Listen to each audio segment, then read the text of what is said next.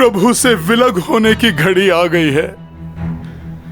प्रभु श्री राम से दूर नहीं जा पा रहे हो तुम हनुमान। श्री राम भी नहीं चाहते कि तुम उनसे दूर जाओ, किंतु स्वामी को मर्यादा की बेड़ियों ने बांध रखा है, तो हनुमान को कर्तव्य की डोर खींच रही है। अब हमें प्रस्थान की आज्ञा दीजिए एवं हमें आशीर्वाद दें कि आपके कर्तव्य एवं मर्यादा के पालन की सीख से हम अपने राज्य और अपने प्रजा को सुखमय जीवन प्रदान कर सके।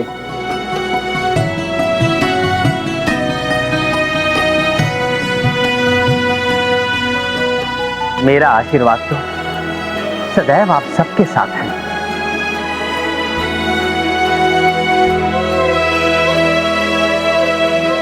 प्रभु को छोड़कर जाने की घड़ी आ गई है। नहीं नहीं नहीं प्रभु, रोक लीजिए मुझे। आपका ये चरण सेवक आपके चरणों से दूर नहीं जाना चाहता।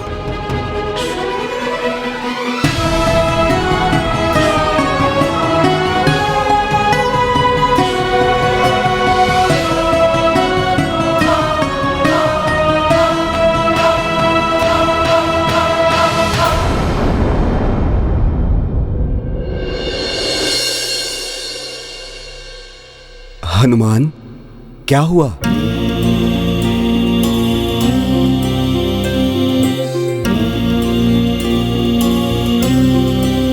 प्रभु,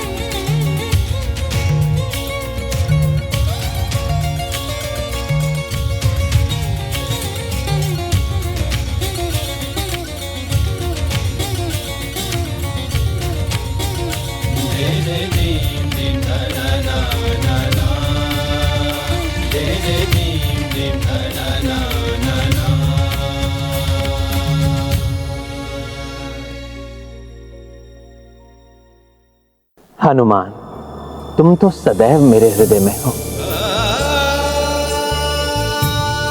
प्रभु, एक बार तो कहकर देखिए मुझे रुकने के लिए। मेरे प्रभु इतने निष्ठुर नहीं हैं कि अपने हनुमान को स्वयं से विलग कर दें। अब अवश्य प्रभु का स्वर सुनाई देगा।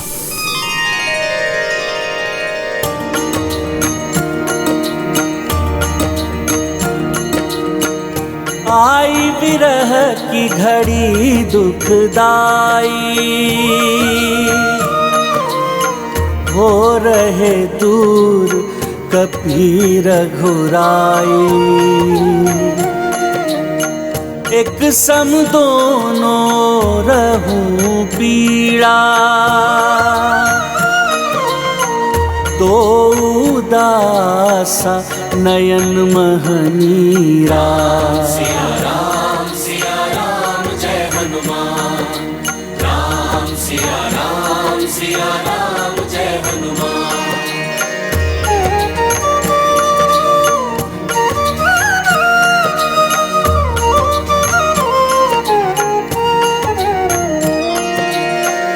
व्याकुल भगवन व्याकुल कपीसा, देखत भावुक माता सीता।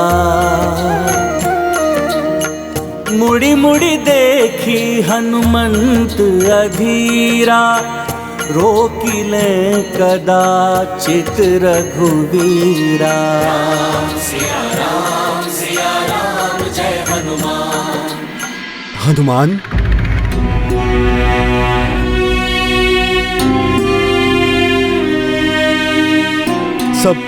सब प्रतीक्षा कर रहे हैं तुम्हारी।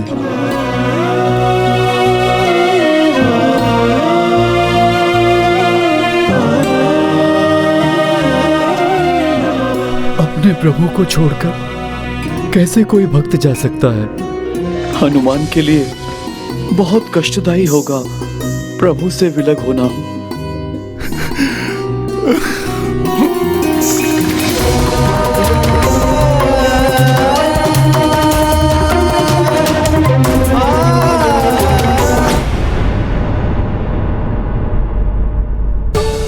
हनुमान जैसे प्रिय से कौन विलग होना चाहेगा?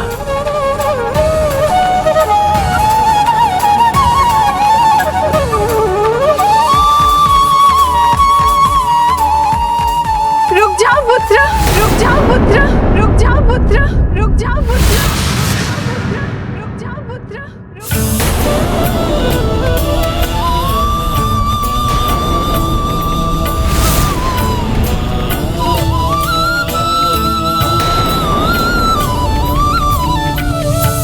ऐसे कैसे जा सकते हो तुम पुत्र, मुझ मां पर दोष लगाकर?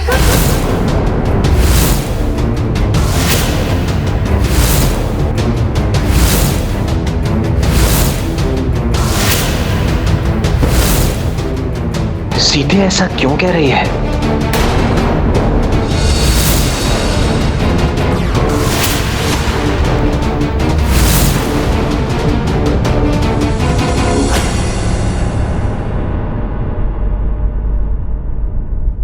माता, मैं आप पर दोष?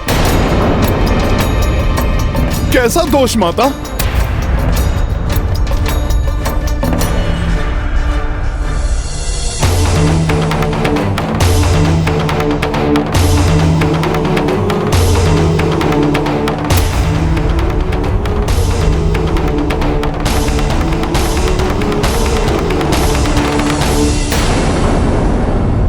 वचन ना निभाने का दोष पुत्र।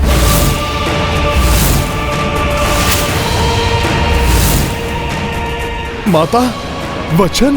भूल गए, मैंने तुम्हें कोई वचन दिया था। मुझे वचन पूर्ण करने का अवसर दिए बिना कैसे जा सकते हो तुम? मुझ मां पर वचन ना निभाने का दोष लगेगा ना? हनुमान अपनी माता पर कोई दोष कैसे लगने देगा माता? माता, किंतु आप किस वचन की बात कर रही हैं? स्मरण करो पुत्र, अशोक वाटिका में जब तुम्हें भूख लगी थी तब मैंने तुम्हें अपने हाथ से बनाया हुआ भोजन कराने का वचन दिया था। ये मेरा वचन है तुम्हें पुत्र, मैं अति शीघ्र अपने हाथों से भोजन पकाकर तुम्हें परोसने का सौभाग्य प्राप्त करूंगी। ये तो मेरा परम सौभाग्य होगा माता। मैं उस दिन की प्रतीक्षा करूंगा।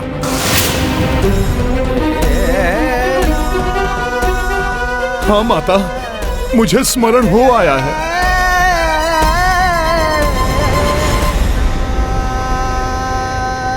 तो तुम बताओ पुत्र, यदि तुम ये भी चले गए तो मेरा वचन तो अपूर्ण रह जाएगा।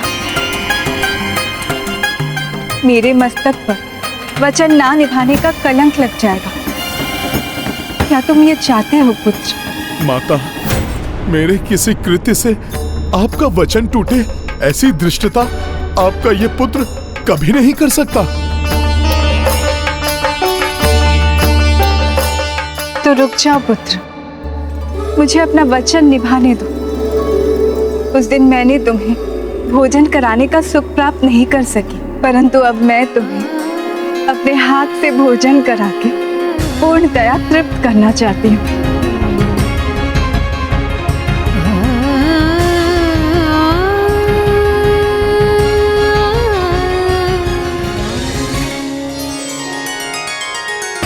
माता के नेत्रों से पुत्र के मन की व्यथा कभी नहीं छुपती। माता बिना कहे ही पुत्र की मनोदशा जान लेती हैं। आपने भी मेरे मन की व्यथा को जानकर मुझे प्रभु से इतनी शीघ्र बिछुड़ने से बचा लिया।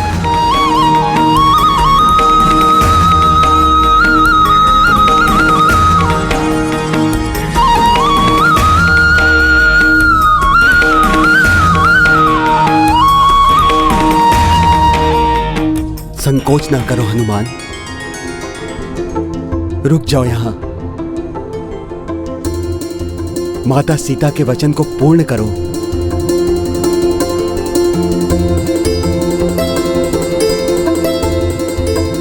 प्रणाम माता सीता। प्रणाम प्रभु।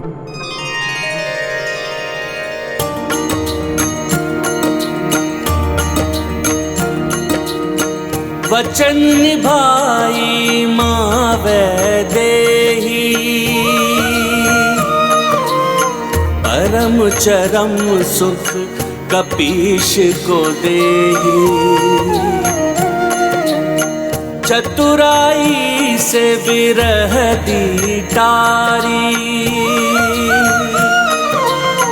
हनुमत हरस हरस आभारी। राम सिया राम जय हनुमान। राम सिया राम जय हनुमान। ये गाथा महाबली हनुमत की, कुछ कर लीला राम भगत की। जय जय जय रघुनंदन राम, जय जय जय महाबली हनुमान। प्रभु श्री राम की, प्रभु श्री राम की, प्रभु श्री राम की, प्रभु श्री राम की।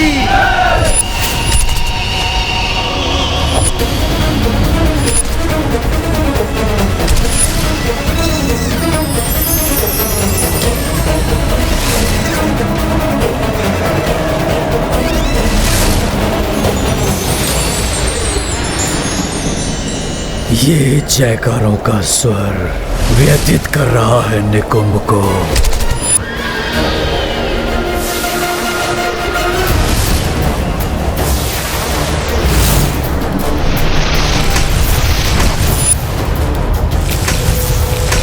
अधर्म का नाश नहीं हो सकता। महामायावी निकुंभ के मायावी राक्षस सेवक धर्म से तृप्त मनुष्यों के मन में सहजता से अधर्म की भूख जागृत कर देंगे। पाप का विस्तार होगा, अधर्म की जय होगी। मैं कुंभकर्ण का पुत्र निकुंभ आ रहा हूँ संपूर्ण पृथ्वी पर अधर्म को विस्तारित करने।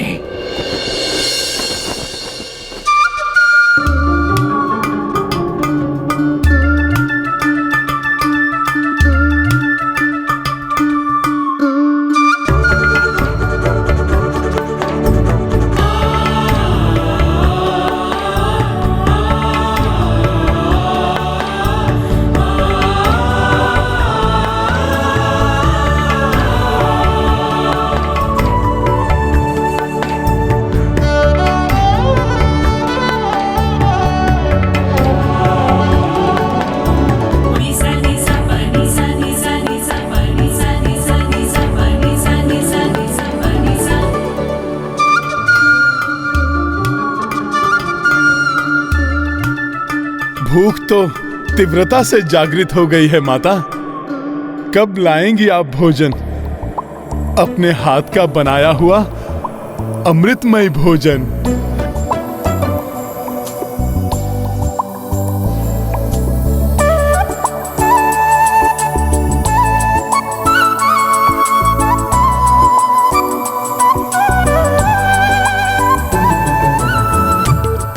माता, अब तो विलंब सहन नहीं हो रहा, अब शीघ्र आ जाइए।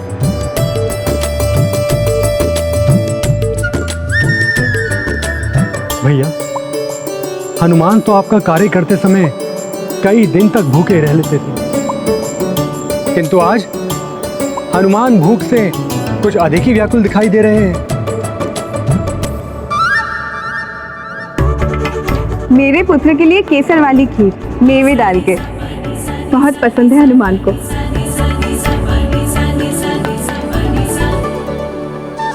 आहा, क्या सुगंध आ रही है। अब तो मुझसे रहा नहीं जा रहा माता।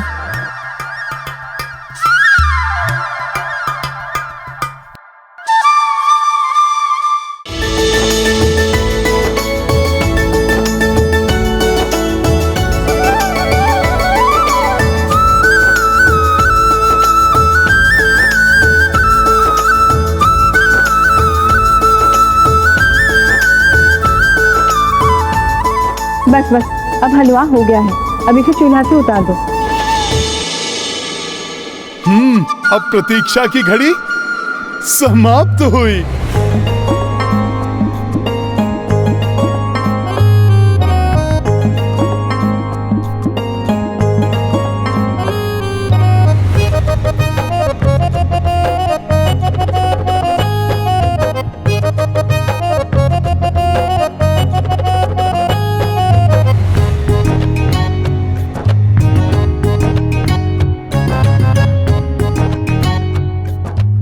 पुत्र, ये मोतीचूर के लड्डू, ये देसी घी के पूरी, ये हलवा और ये केसरिया खीर मुझे आशा है कि तुम्हें बड़े ही रुचिकर लगेंगे। हाँ माते, हाँ। इन व्यंजनों की तो सुगंध ही बता रही है माता कि इनसे अधिक रुचिकर कुछ और हो ही नहीं सकता।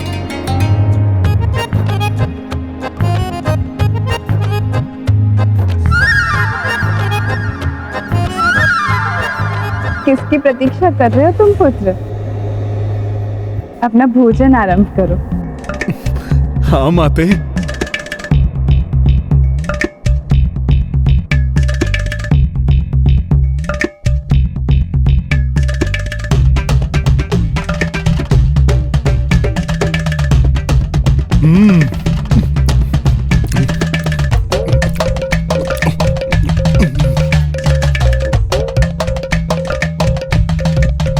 पुत्र हनुमान तो भोजन पर ऐसे टूट पड़े हैं जैसे भोले भाले नन्हे से बालक हो।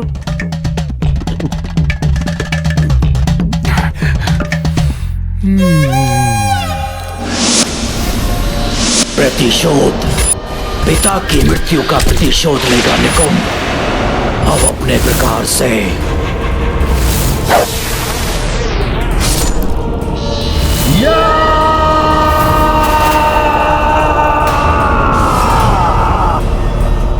निकुंभ के मायावी राक्षसों, विकार ग्रस्त कर दो इनके मस्तिष्क को।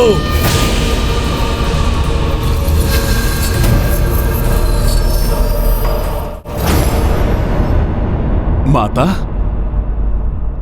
अभी तो ना ही मन भरा है और ना ही उदर। माता, मुझे और भोजन मिलेगा क्या? अवश्य मिलेगा पुत्र। मैंने तुम्हें वचन दिया था ना कि भोजन करा के तुम्हें पूर्णतया तृप्त करूंगी।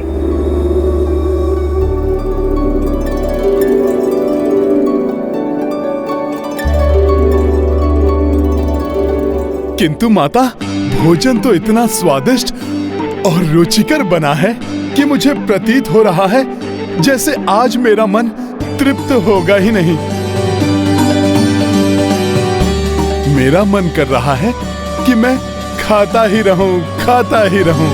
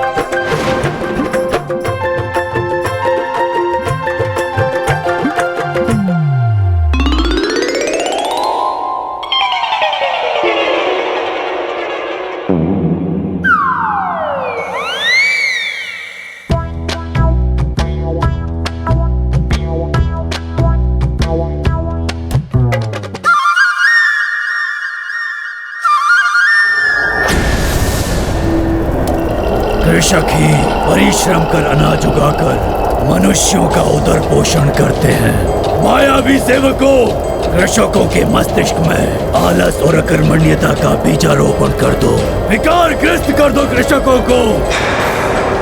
पाप का विस्तार हो, अधर्म की जय हो। अरे अब कौन कृषि करने जाए धूप में? आओ कुछ मनोरंजन करते हैं बैठकर।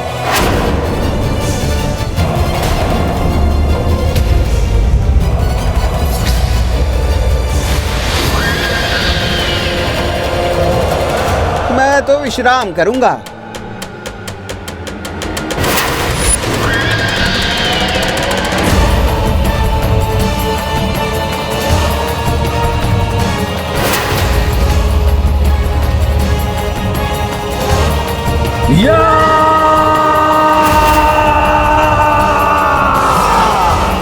अधर्म फैलाकर अपनी भूख शांत करूंगा।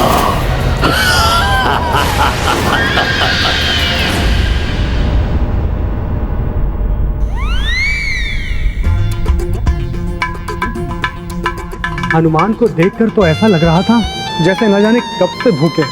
हाँ लक्ष्मण, किंतु अब लग रहा है हनुमान की भूख शांत हो गई।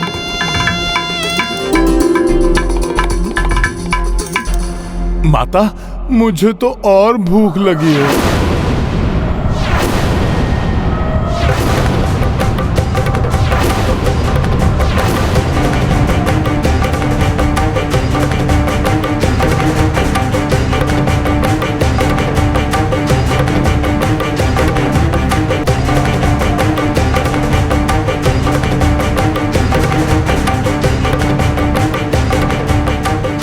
अपनी शुदा को तृप्त करने के लिए हनुमान एक बार सूर्य को भी अपना आहार बना चुके हैं। शीघ्र ही कुछ करना होगा, अन्यथा स्थिति विकटपूर्ण भी हो सकती है। संपूर्ण व्यंजन समाप्त हो गए, किंतु हनुमान की शुदा अब भी शांत नहीं हुई। वचन अनुसार अब मैं हनुमान को कैसे तृप्त करूं?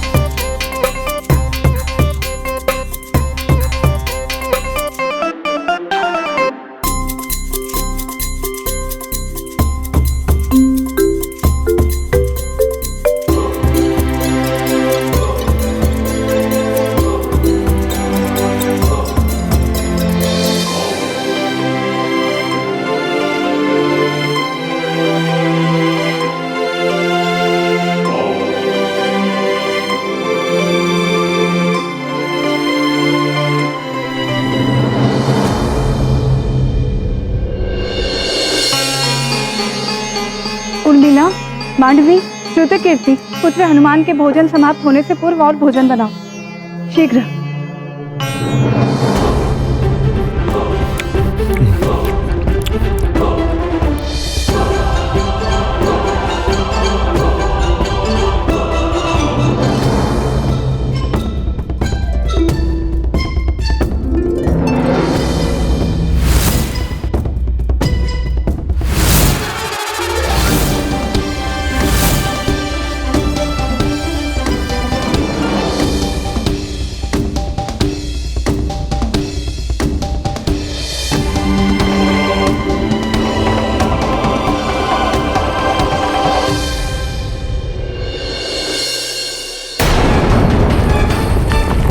माता, मानवी, पुत्र हनुमान के लिए फल लेके जाओ, शीघ्र। न जाने हनुमान की भूख कब शांत होगी, और भोजन सामग्री जुटाने में हमें भाभी माँ की सहायता करनी चाहिए। हाँ लक्ष्मण भैया, चलिए हम भी भोजन बनाने में भाभी माँ की सहायता करते हैं।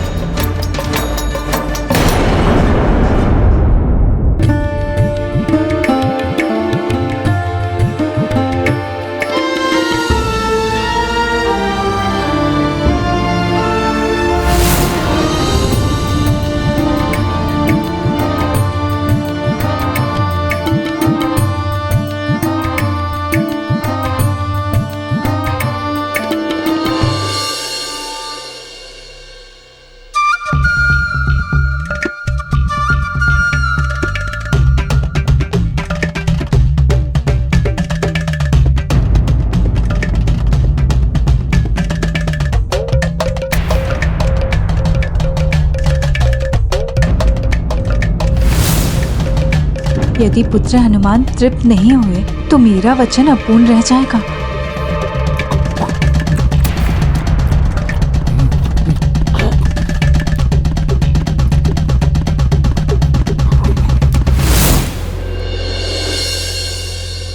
सीता दीदी, अब तो फल भी समाप्त होने वाले हैं, अब क्या करेंगे?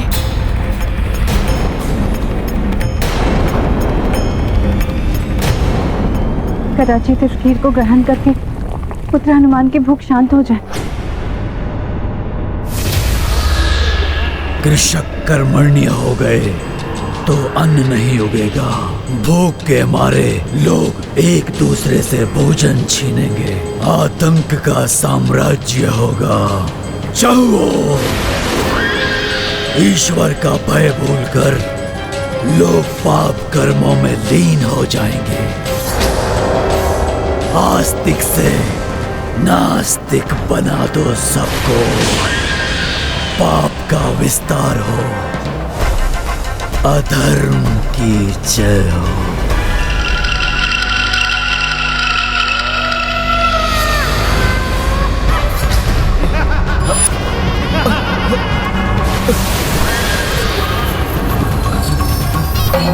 अरे पूजा छोड़ो, नृत्य देखो, नृत्य का आनंद लेते हैं।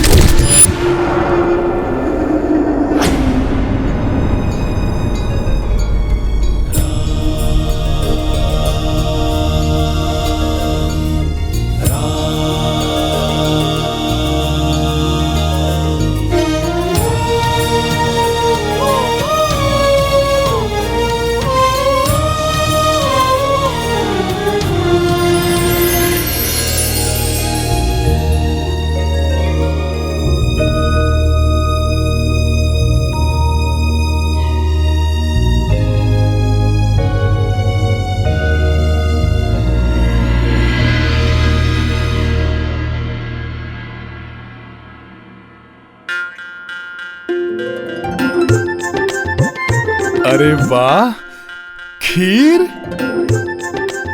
माता, माता मुझे शीघ्र दीजिए। इसे देखकर तो मेरी भूख और अधिक बढ़ गई है। दीजिए माता। हाँ पुत्र, इसे ग्रहण करो।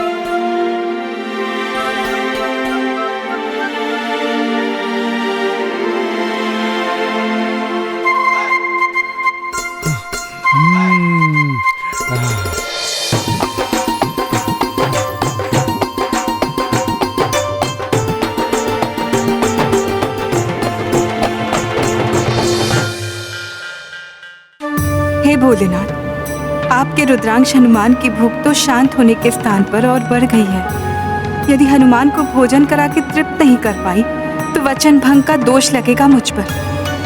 अब आप ही मेरी सहायता कीजिए प्रभु महादेव।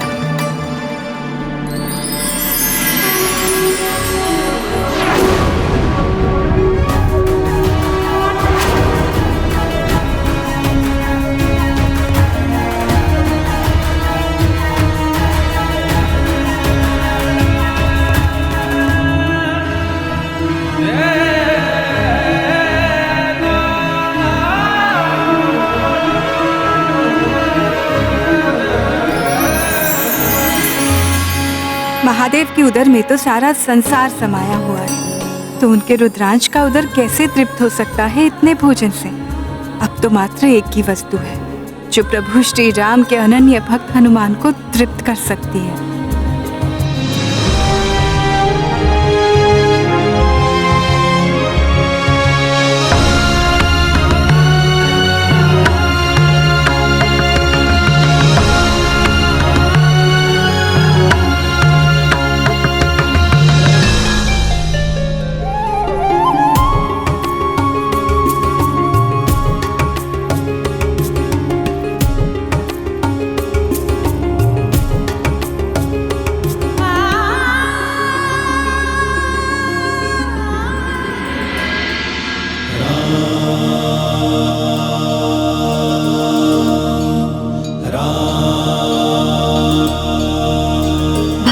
सदैव अपनी सेवा और भक्ति से भगवान को तृप्त करता है, किंतु जब स्वयं भक्त अतृप्त हो तो भगवान भी उसकी सेवा करने से पीछे नहीं हटते।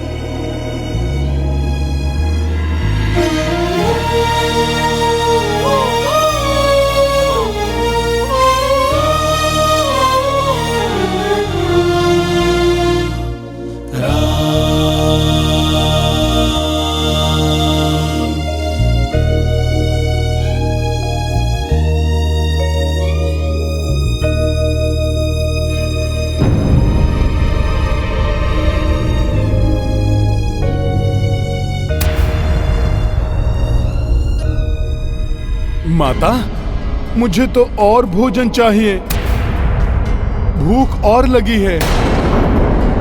अब तो रसोई के सारे व्यंजन और भोजन आदि भी समाप्त हो गए हैं। अब भाभी माँ क्या करेंगी जिससे कि हनुमान तृप्त हो सके?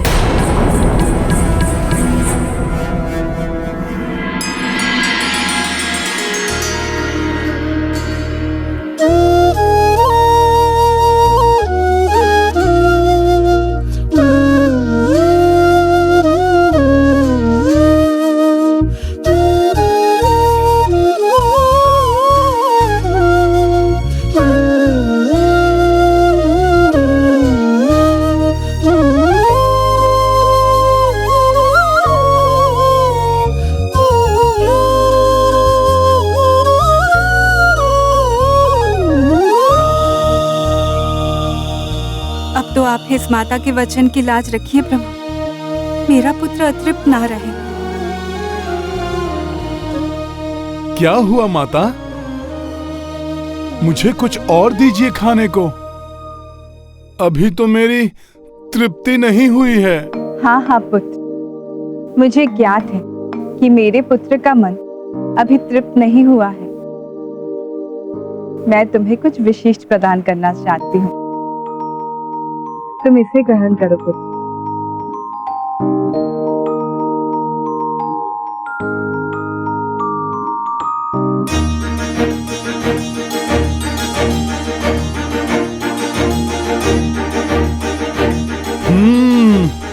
विष्णु प्रिया तुलसी, ये तो मेरे प्रभु श्री राम को भी प्रिय है।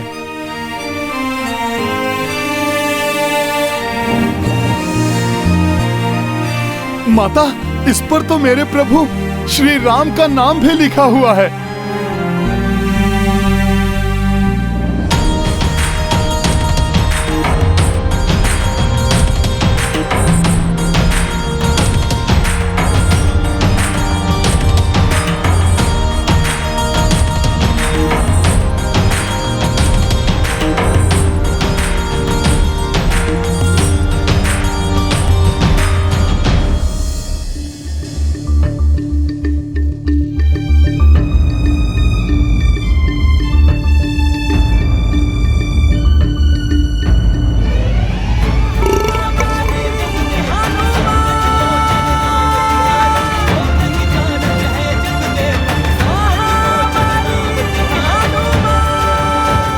माता, अब उदर और मन दोनों तृप्त हो गए हैं। पुत्र, कुछ और लड्डू बनवा लेती हूँ। इस छोटे से तुलसी पत्र से तुम्हारा क्या हुआ होगा? बस बस माता, तुलसी पत्र से तो प्रभु भी तृप्त हो जाते हैं, तो उनका ये भक्त क्यों नहीं तृप्त होगा? और माता, यदि अब तिल भर भी कुछ खा लिया तो उदर फट जाएगा।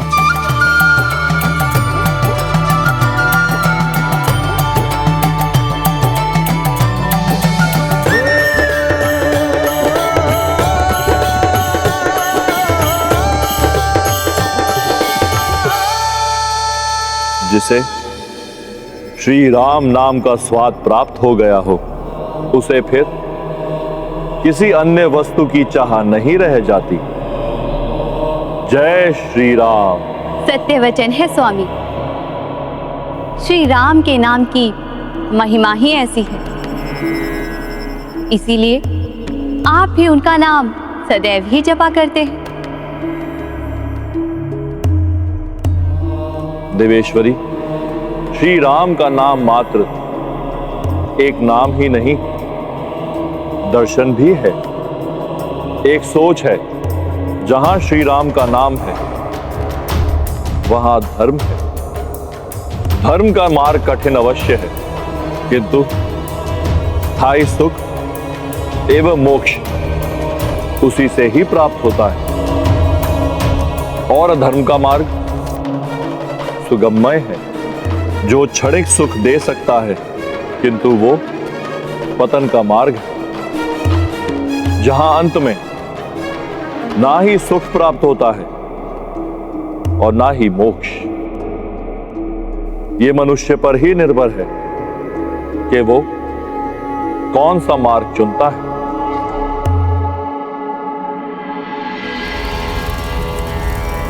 ओम भू ओम भुवः ओम स्वः ओम महा ओम जना ओम तपः स्वाहा स्वाहा स्वाहा।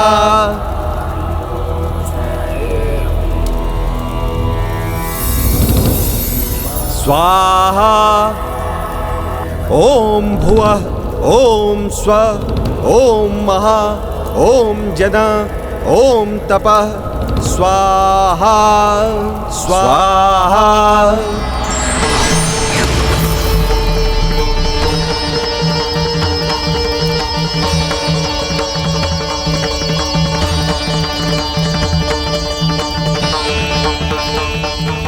पाप का विस्तार हो, अधर्म की जय हो।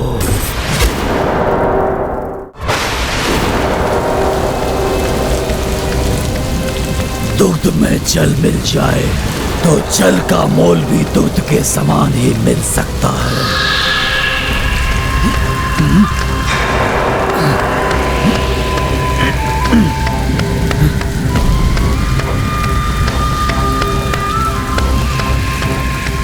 वर्षा, अब इन सारे दुग्ध के पात्रों में जल मिला देता हूँ।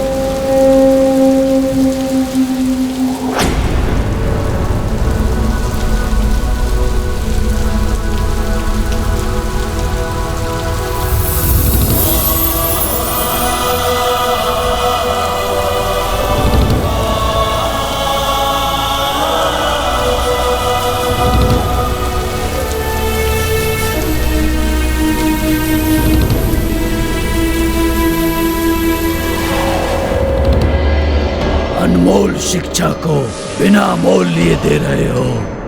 बच्चों, हमें अपने माता पिता की सेवा करनी चाहिए, अपने आसपास के स्थान को साफ स्वच्छ रखना चाहिए।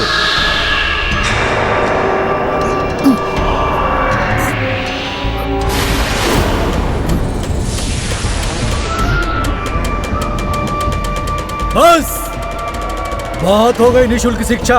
अब अगर शिक्षा प्राप्त करना है तो धन लेकर आओ।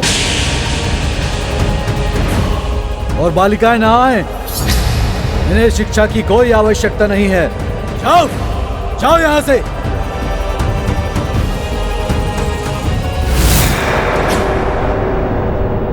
देखो बच्चों, सबसे पहले सुबह उठकर अपने माता पिता को प्रणाम करना चाहिए और अपने घर के आसपास स्वच्छ वातावरण बनाना चाहिए।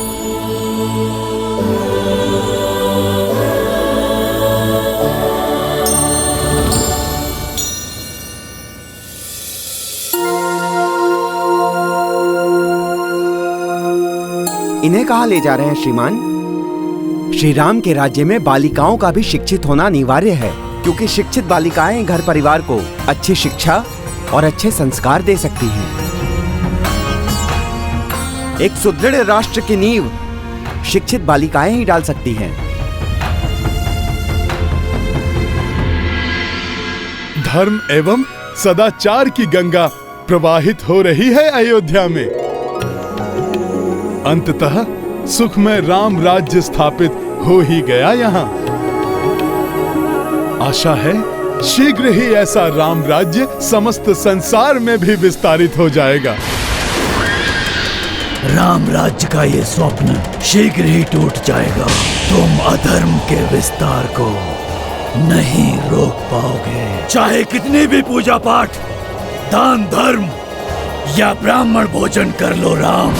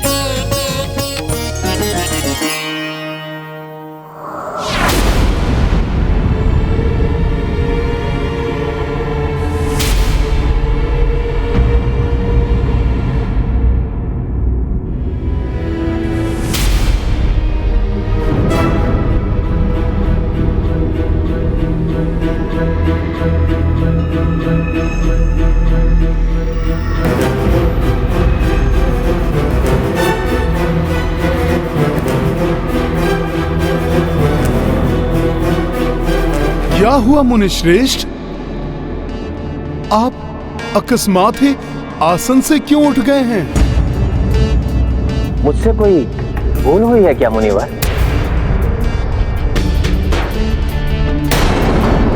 ऋषि कुंभोदर को क्या हो गया? अकस्मात ही ये रुष्ट क्यों हो गए? बताइए ना मुनिवर, क्यों रुष्ट हो गए हैं आप? नियम का पालन होना चाहिए। श्री राम, मैं आपके हाथ से दिया हुआ ना कोई दान ग्रहण कर सकता हूं और ना ही ये ब्राह्मण भोज।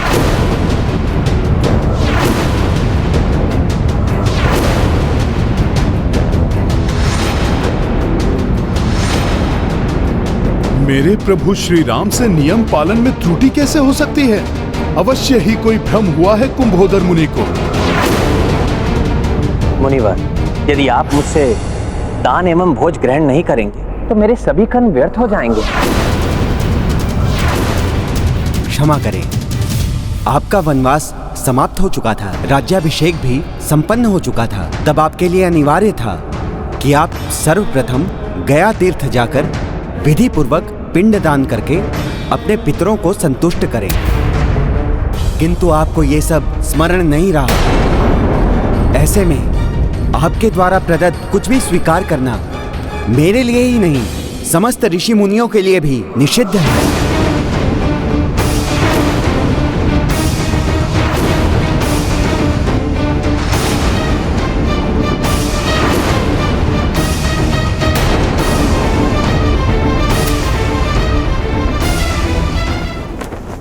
मुनिवर, यदि आप मुझसे दान एवं भोज ग्रहण नहीं करेंगे तो मेरे सभी कर्म व्यर्थ हो जाएंगे।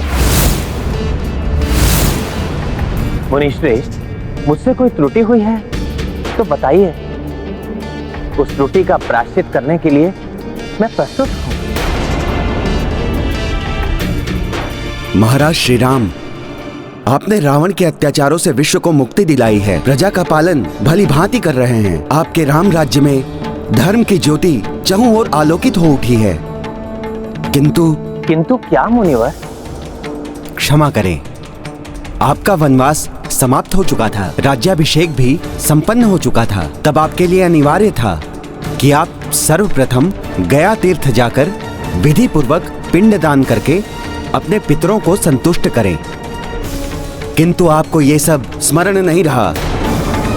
ऐसे में आपके द्वारा प्रदत्त कुछ भी स्वीकार करना मेरे लिए ही नहीं, समस्त ऋषि मुनियों के लिए भी निषिद्ध है।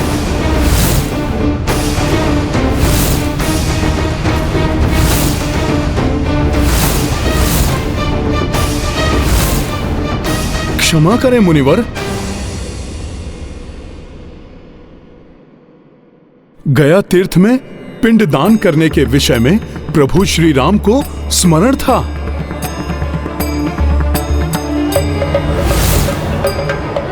इसीलिए प्रभु ने ब्राह्मण भोज आदि से पूर्व मुझे गया जी जाने के लिए समस्त व्यवस्था करने के लिए आज्ञा भी दी थी। गुरुजी, वहां जाने के लिए पुष्पक विमान भी उपस्थित था, किंतु प्रभु ने सूर्यदेव एवं पूर्वजों को वचन भी दिया था गुरुजी कि प्रभु सर्वप्रथम सुखमय एवं धर्ममय राम राज्य की स्थापना करेंगे।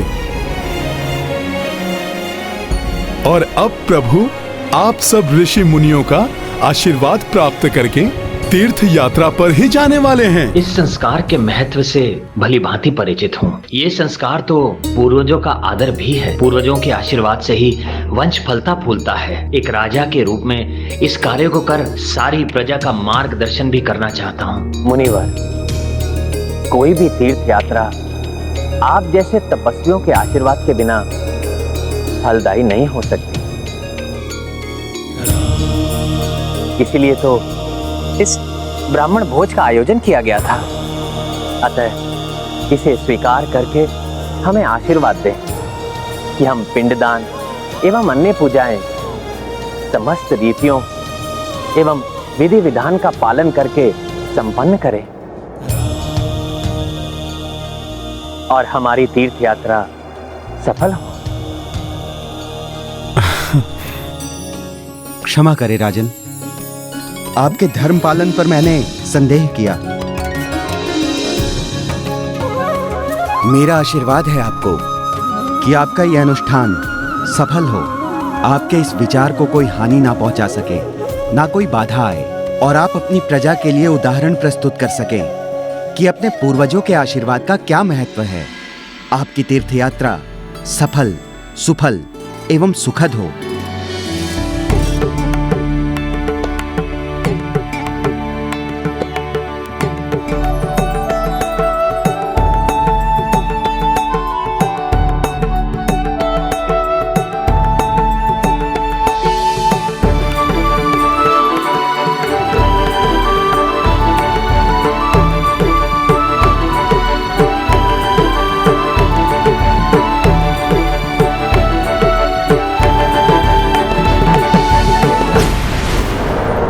श्रेष्ठ निकुंभ, अयोध्या से समाचार आया है कि अयोध्या का राजा गया जाने की योजना बना रहा है।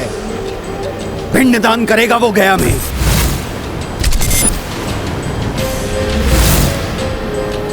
इस प्रकार वो प्रजा के समक्ष धर्म का उदाहरण प्रस्तुत करने वाला है। पिंडदान धर्म का उदाहरण नहीं कर पाएगा वो।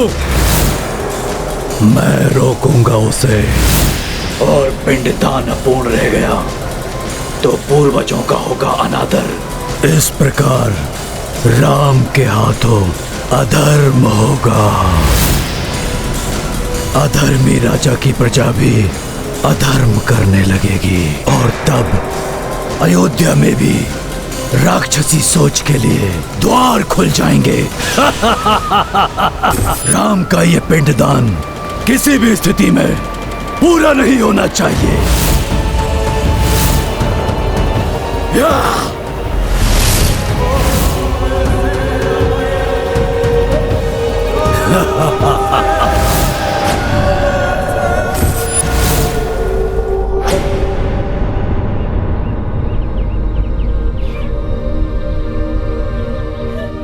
किस सोच विचार में डूबे हो हनुमान?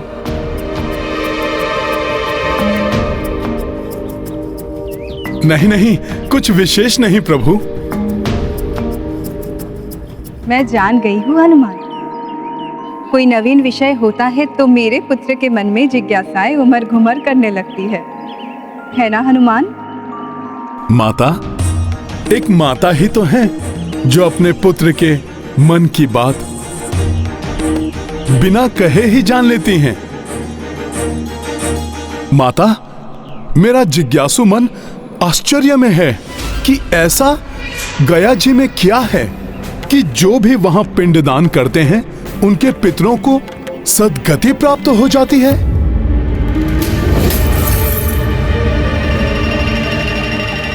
माता, ऐसा क्या विशेष है गया जी में? मैं तुम्हें बताऊंगी हनुमान।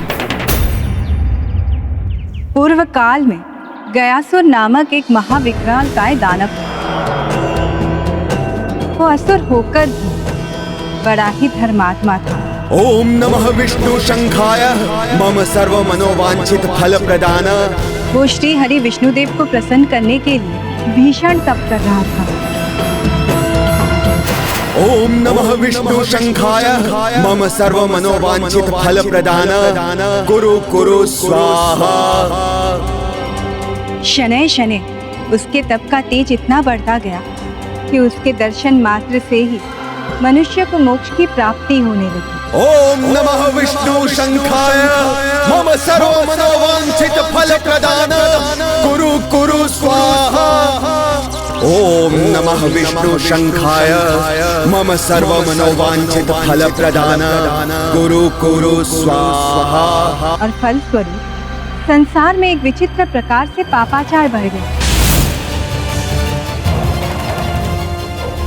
मनुष्य यत्र तत्र असीम पाप करते और गयासुर के दर्शन करके मोक्ष को प्राप्त कर लेते। पाप कर्मियों को मोक्ष की प्राप्ति, ये अनुचित है। इस प्रकार तो पाप और बढ़ जाएगा। ये कैसी विडंबना है? पापियों को दंड मिलना चाहिए, मोक्ष नहीं। हाँ पुत्र, जैसा सब अनुमान लगा रहे थे वही हुआ। पाप में वृद्धि होने लगी। संसार में दान पुण्य यज्ञ आदि कार्य बंद हो गए।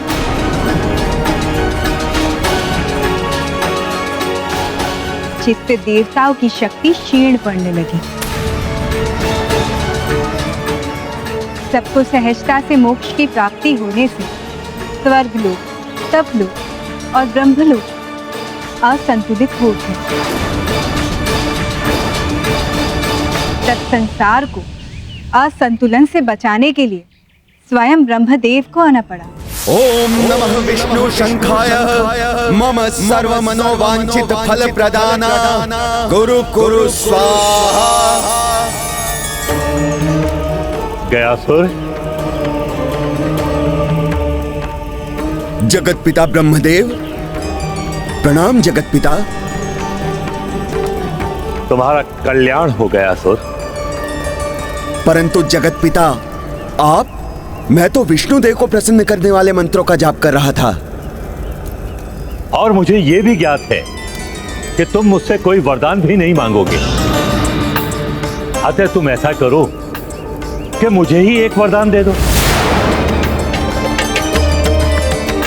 प्रभु, यदि आप मुझे इस योग्य समझते हैं तो जो चाहिए मांग लीजिए। तपस्या में बैठा हुआ तपस्वी कभी भी किसी को कुछ भी देने से मना नहीं करता। तपाग्नि से पवित्र हुई तुम्हारी इस देह पर बैठकर मैं यज्ञ करना चाहता हूं।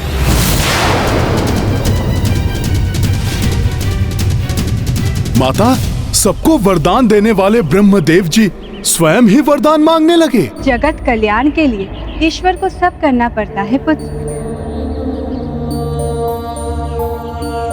गयासुर ने इसे अपना सौभाग्य मानकर ब्रह्मदेव को इसके लिए अनुमति दी।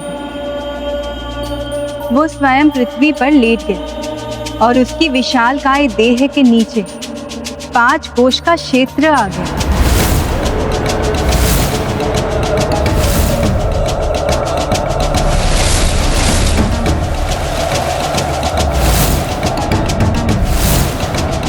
प्रभु ब्रह्मदेव उसकी विशालकाय देह पर बैठकर यज्ञ करने लगे।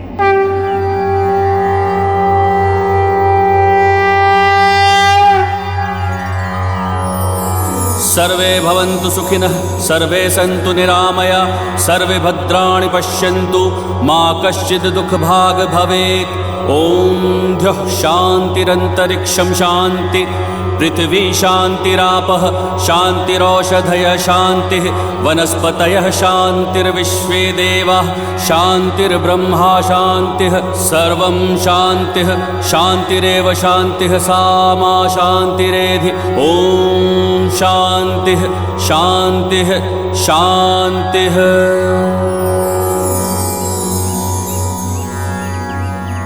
ब्रह्मा जी के नीचे लेटे रहने के कारण पापियों को गयासुर के दर्शन होने बंद हो गए। किंतु एक समय ऐसा भी आया जब ब्रह्मा जी का यज्ञ पूर्ण होने को था। देवताओं को ये भय सताने लगा कि यज्ञ के पश्चात गयासुर पुनः तपस्या करने के लिए बैठ जाएगा। तब तो पुनः पूर्व के जैसी ही स्थिति हो जाती। सृष्टि पुनः असंतुलित होने लगती। हाँ पुत्र, इसीलिए यज्ञ पूर्ण होते ही गयासुर को उठने से रोकने के लिए सभी देवता उसके विभिन्न अंगों पर खड़े हो गए।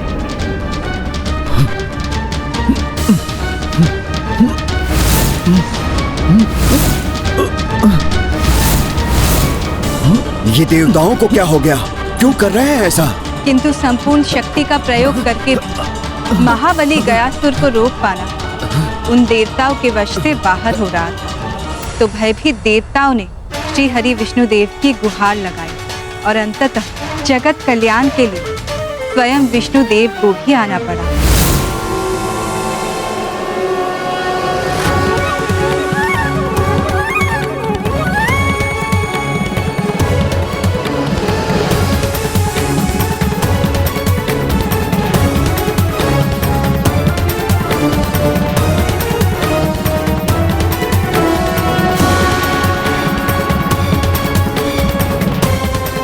प्रभु,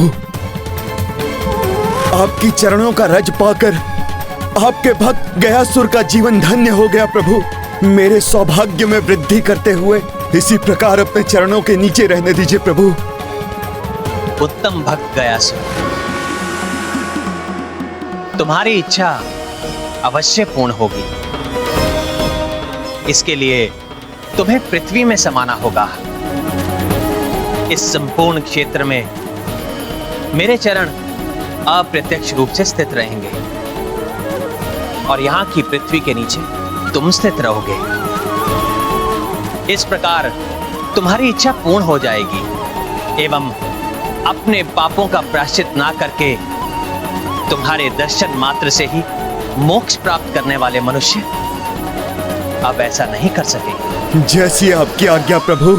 गयासुर, मेरा वरदान है तुम्हें, पृथ्वी में समाने के पश्चात भी तुम्हें आहार प्राप्त होता रहेगा।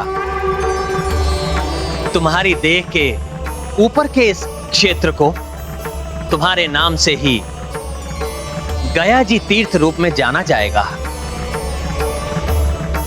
जो भी यहां अपने पूर्वजों को पिंड दान करेगा उसके पितृ ही नहीं, वो स्वयं भी सकृति का अधिकारी हो जाएगा। मेरी इच्छा पूर्ण करके आपने मुझे कृतार्थ कर दिया प्रभु। आप स्वयं ही मुझे पृथ्वी में स्थित कर दीजिए। अवश्य गयासुर।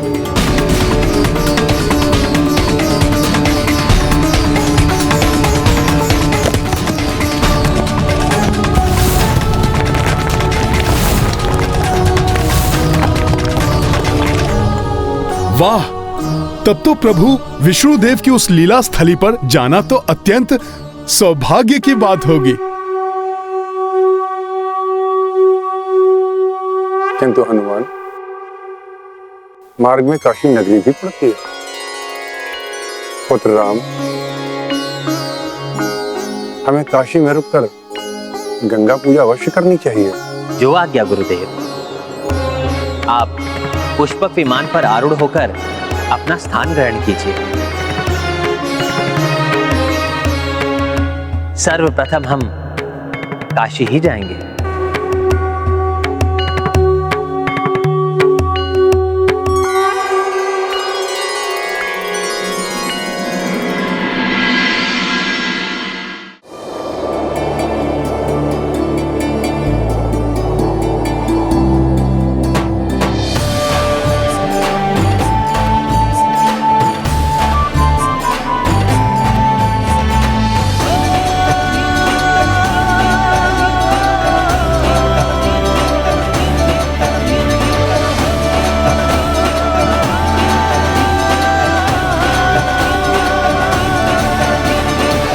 तो इनका प्रथम पड़ाव है काशी, उचित है। हम अपना कार्य काशी से ही प्रारंभ करेंगे।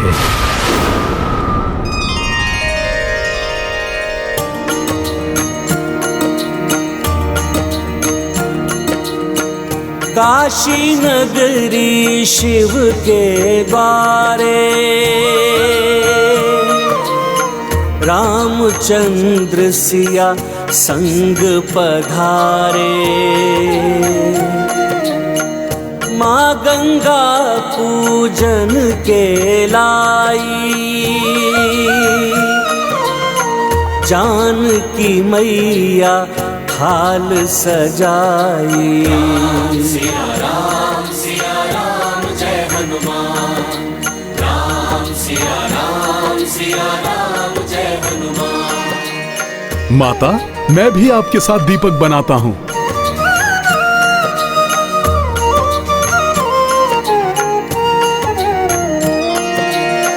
भरत लखन शत्रुघ्न सहाय देखी देखी कपिहर साए। आन पड़े कछु नव व्यवधाना चुस्त सतर्क सजग हनुमाना। सिया राम जय हनुमान। मुझे आसपास किसी के होने का आभास हो रहा है।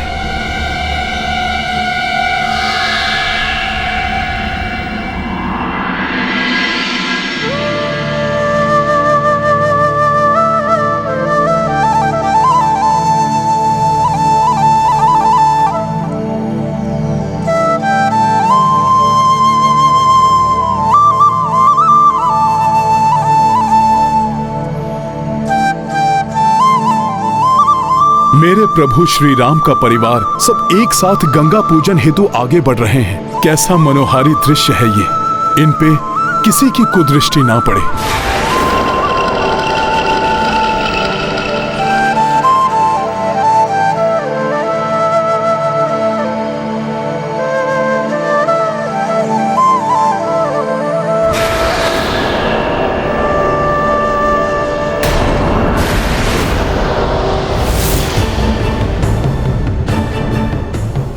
कुछ तो हलचल हो रही है।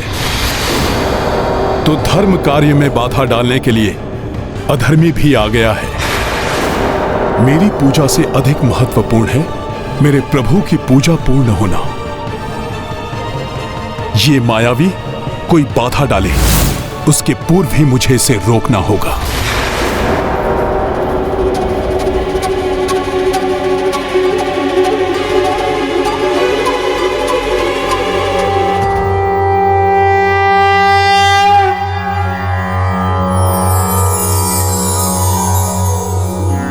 देवी सुरेश्वरी भगवती गंगे त्रिभुवन तारिणी तरल तरंगे शंकर मौलि विहारिणी विमले मम्मतिरास्तां तव पद कमले। हरिपद पाध्य तरंगिणी गंगे हिम विदुमुक्ता धवल तरंगे। दूरी कुरु मम दुष्कृति भारम कुरु कृपया भवसागर पारम। तव जलममलम येन निपीतम परम पदम खलु तेन गृहीतम। मातर गंगे त्वय्यो भक्तः किल तं द्रष्टुं नायमः शक्तः।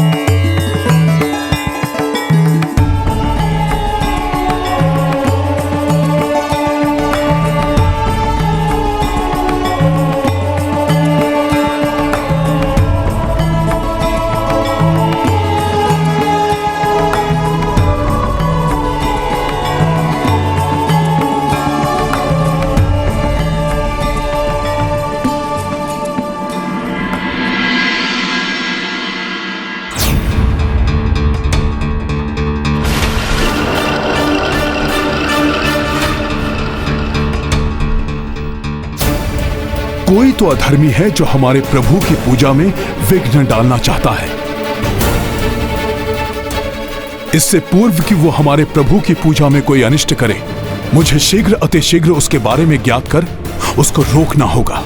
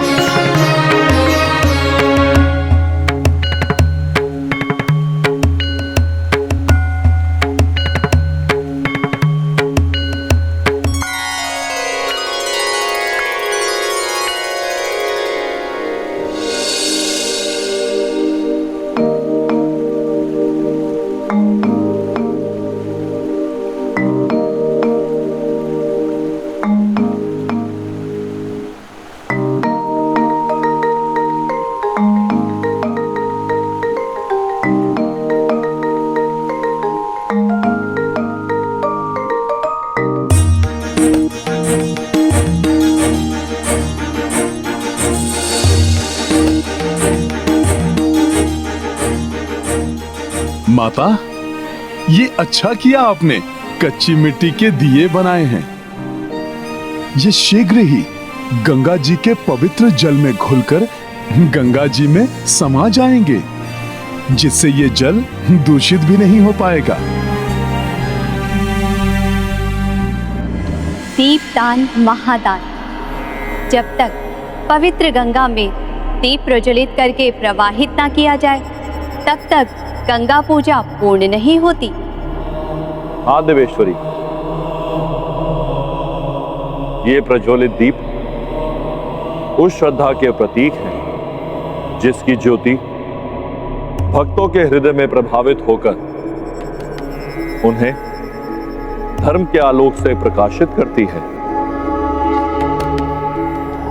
इस वानर के कारण राम की गंगा पूजा सफल हो गई, किंतु गया पूजा सफल नहीं हो पाएगी। ये वानर कुछ नहीं कर पाएगा, क्योंकि मैं स्वयं राम की पूजा भंग करूंगा।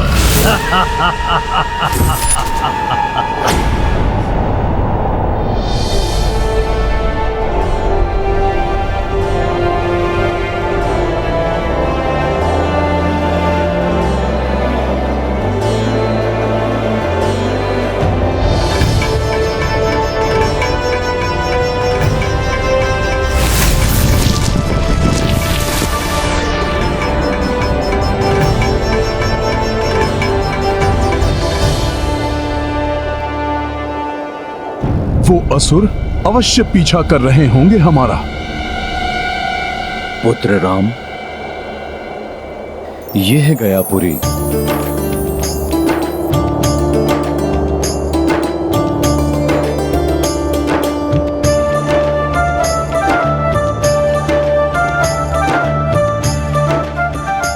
यही 5 कोश के क्षेत्र में गयासुर लेट गया था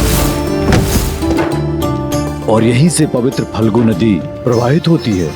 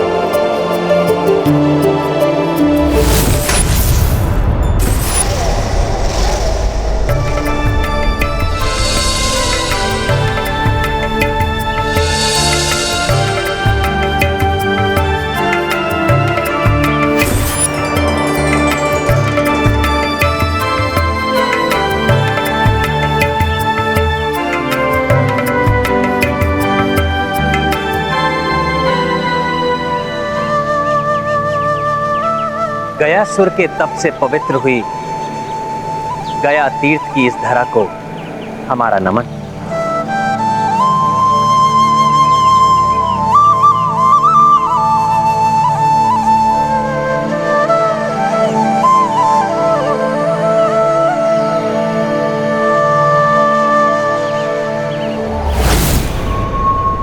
इस वानर को वश में करना तुम सबके सामर्थ्य से बाहर है राक्षसों। उस मरकट को मैं संभाल लूंगा।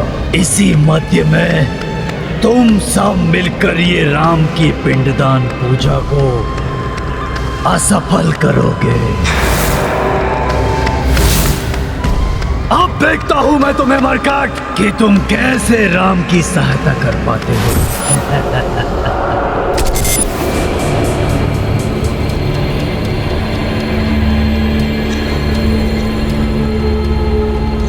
अभी तो भले ही वो दानव दिखाई नहीं दे रहे हैं, किंतु उन्होंने जो कहा था वो मुझे स्मरण है। मुझे पूर्णतया सतर्क रहना होगा।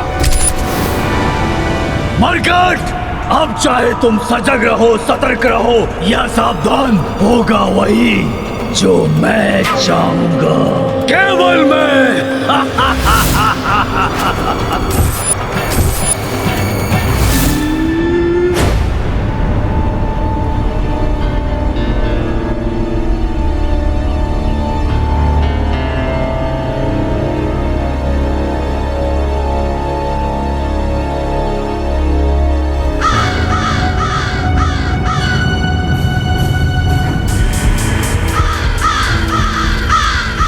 पूर्णतः सावधान रहूंगा।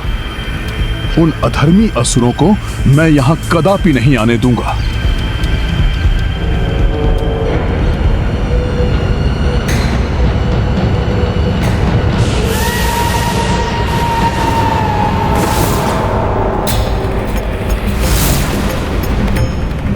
ये कैसी हलचल है?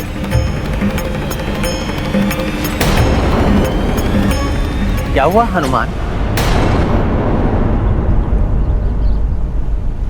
प्रभु, मुझे ऐसा लगा जैसे हमारे पीछे से कोई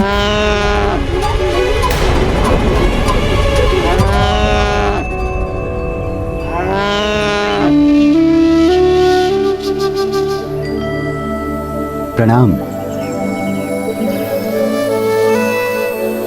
आप अवश्य ही यहाँ पिंडदान करने आए हैं।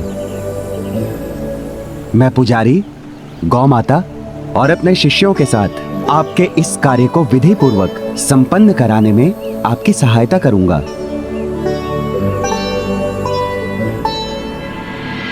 पुजारी जी, पुत्र राम, राजा हो या रंक, गया की इस पावन धरा पर अपने पूर्वजों की मुक्ति और तृप्ति का आशय रख दूरस्थ स्थानों से सभी पिंडदान के पुण्य कर्म के लिए आते हैं। उनकी सेवा सहायता के लिए विधि विधान से ज्ञाता पुजारी गौ माता के साथ प्रकट हो जाते हैं। अब जब पुजारी जी ही उपलब्ध हैं, तो हमें पिंडदान की विधि प्रारंभ करनी चाहिए।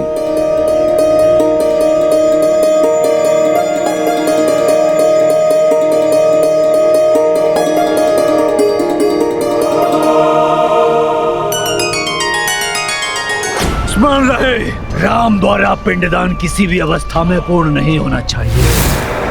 पुजारी, गौ, काग, यहाँ तक कि फल्गु नदी का जल प्रवाह दूषित कर दो सभी को।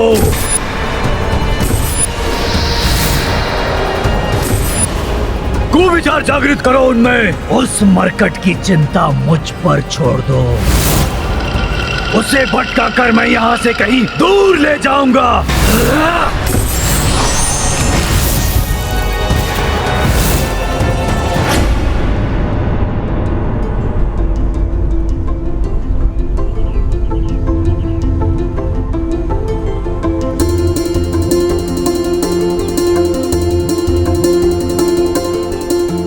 ये हवन सामग्री है और सभी तैयारियां पूर्ण हो चुकी हैं।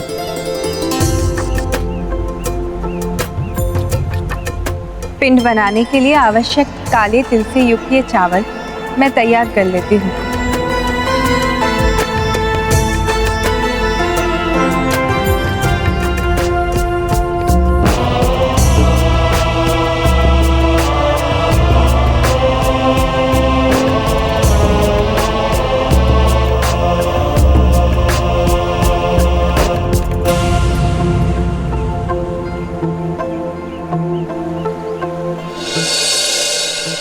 हे गंगा मैया, आपके पवित्र जल के छिड़काव से हम हवन विधि प्रारंभ करते हैं। ओम गंगाय नमः, ओम विष्णुदेवाय नमः, ओम अग्निये नमः, ओम सूर्याय नमः, ओम चंद्राय नमः, ओम ब्रह्मदेवाय नमः, ओम गंगाय नमः, ओम विष्णुदेवाय नमः, ओम विष्णुदेवाय नमः, ओम गंगाय नमः, ओम विष्णुदेवाय नमः, ओम अग्निये नमः, ओम सूर्याय नमः, ओम गंगाय नमः। अब इस कुशा से मैं स्थान को निर्गुण बनाता हूँ।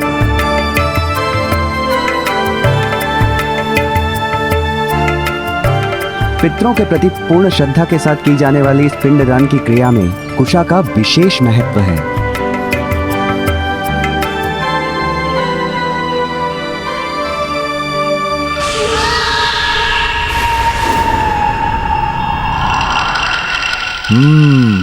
मायावी आसुरी शक्तियों की उपस्थिति का आभास हो रहा है मुझे।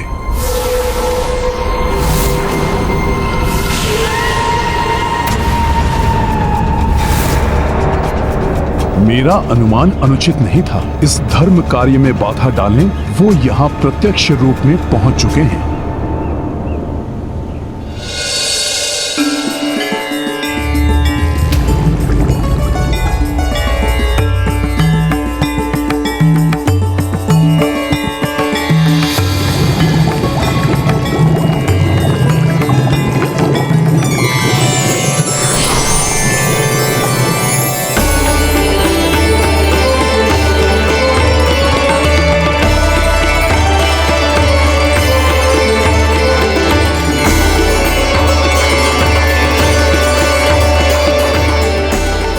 प्रणाम फल्गुनी माता।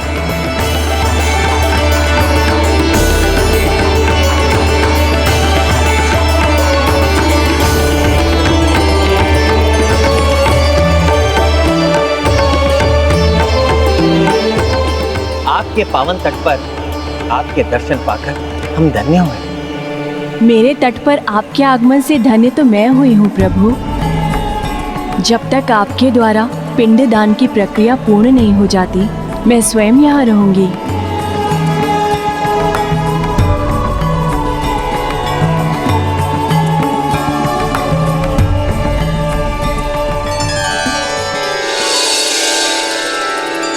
प्रभु, अब आप हवन अग्नि प्रज्वलित कीजिए। ओम अपवित्र पवित्रो वा सर्वास्थां गतोऽपि वा यः स्मरेत् पुण्डरीकाक्षं सभाभ्यान्तरं शुचिः। पुनः पुण्डरीकाक्षं पुनः पुण्डरीकाक्षं पुनः पुण्डरीकाक्षम्। ओम अग्निदूतं पुरोदधे, ओम अग्निदूतं पुरोदधे हव्यवाहमुपब्रुवे देवा आसाद्याः। ओम अग्निदूतं पुरोदधे।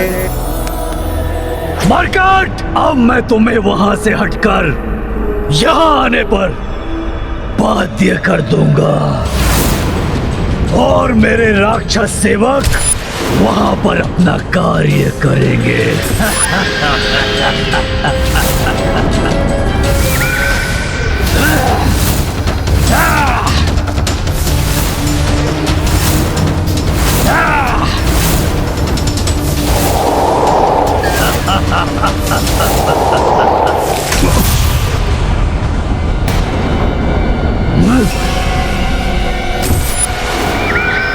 किसी मायावी शक्ति ने मुझे प्रभावित करने का प्रयास किया।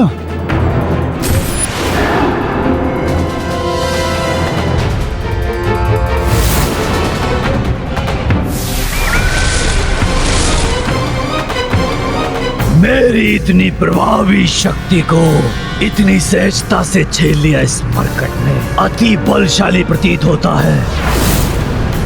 अपनी योजना पूर्ण करनी है तो उसे यहाँ से दूर ले जाना होगा। तो यही है वो दुष्ट जो यहाँ पर व्यवधान उत्पन्न करने का प्रयास कर रहा है।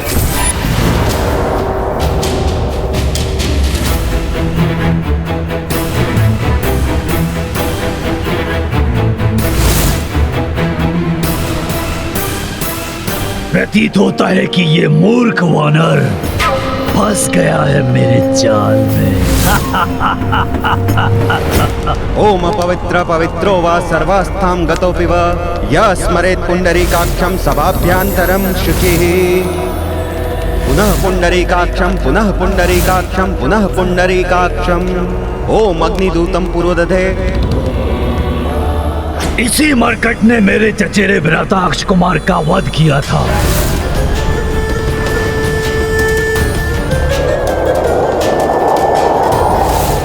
मेरे पिता के साथ छलकर सुग्रीव को छुड़ाया। इसे साधारण समझने की भूल नहीं करनी चाहिए मुझे। यहां से दूर ले जाना ही होगा इसे।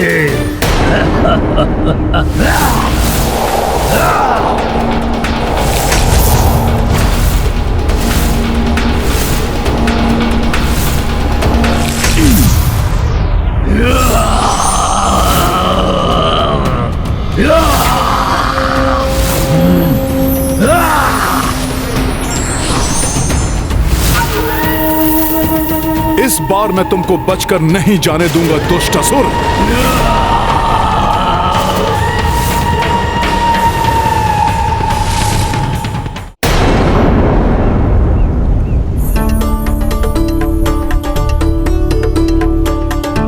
आप दोनों भोजन ग्रहण कीजिए।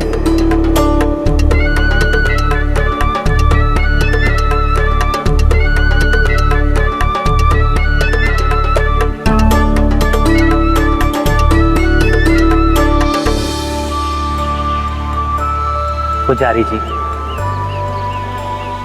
हमारी पूजा विधिवत संपन्न करने के लिए ये दान स्वीकार कीजिए। अवश्य।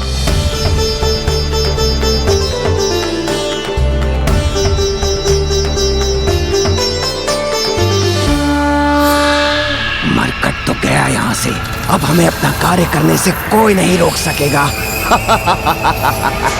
जय श्री राम।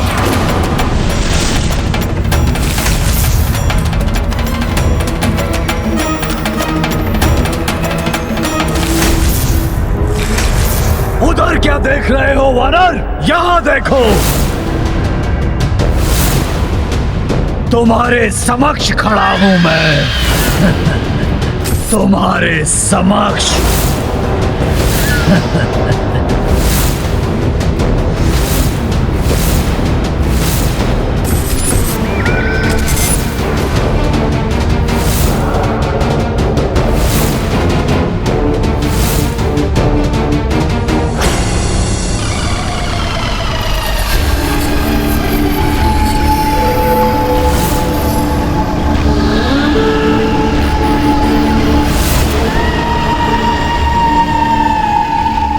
कोई है क्या यहाँ?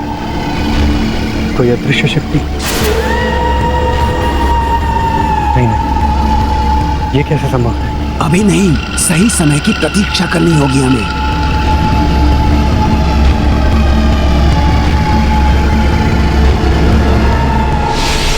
अगली पूजा के लिए आप और आप सब अनुज भ्राता पिंड का निर्माण करें और उन्हें इस कुश पे स्थित करें। अपने पितरों को सद्गति दिलाने हेतु उनको प्रेत योनि से मुक्त कराकर उनका परमात्मा से समागम कराने हेतु हम पिंडदान कर रहे हैं। स्मरेत पुंडरीकाक्षं सभाभ्यांतरम शुचिः पुनः पुंडरीकाक्षं पुनः पुंडरीकाक्षं पुनः पुंडरीकाक्षं। ओम अग्निदूतं पुरोदधे ओम अग्निदूतं पुरोदधे हव्यवाहमोपब्रुवे देवा आसाद्याः।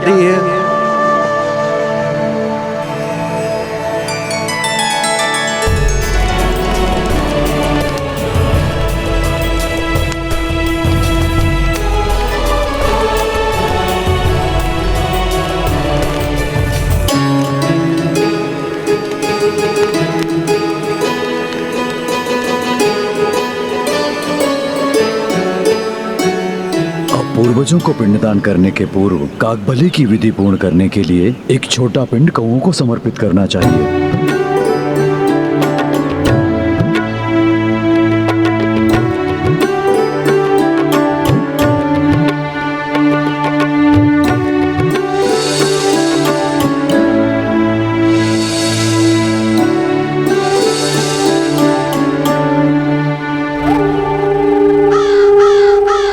बोलो, कौन हो तुम और मेरे प्रभु की पूजा में व्यवधान क्यों डालना चाहते हो? पूजा ही नहीं, मैं तो राम नाम के अस्तित्व को ही नष्ट करना चाहता हूँ।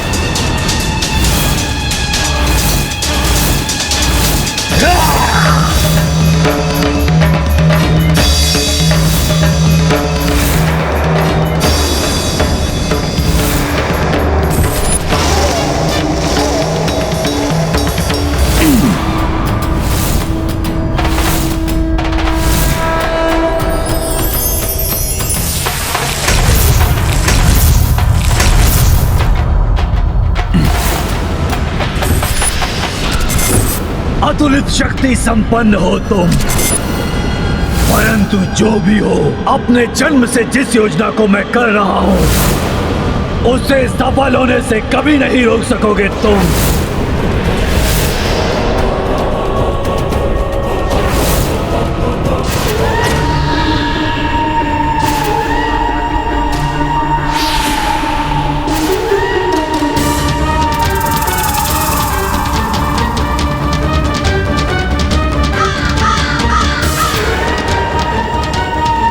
किसी के द्वारा दान किया हुआ भोजन शोभा नहीं देता। जो खाना है छीन के खाना।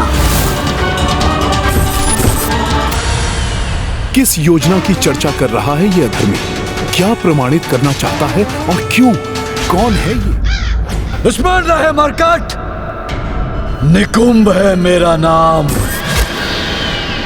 सोच बदलता हूं मैं सबकी, परंतु जो स्वयं सोचता हूं वो अवश्य पूरा करता हूं। तुम्हारी इस दुष्ट सोच को मैं यहीं सीमित कर दूंगा। मेरी योजना के अनुसार ये वानर अब मेरे जाल में फंस चुका है। इधर इस मरकट को मैं युद्ध में उलझाए रखूंगा, तब तक मेरे अनुचर निश्चित रूप से राम के पिंडदान की प्रक्रिया को बाधित कर उसे नष्ट भ्रष्ट कर देंगे।